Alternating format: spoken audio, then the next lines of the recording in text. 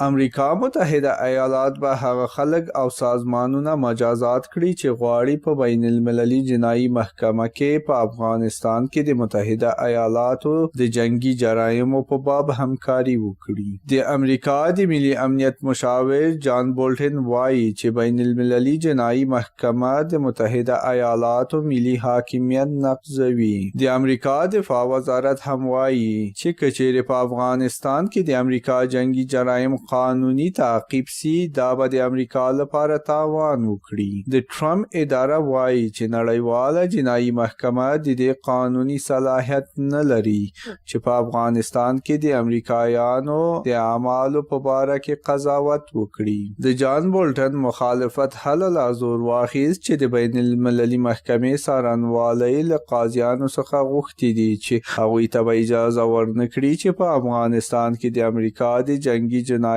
په باب تحقیقات شروع کړي.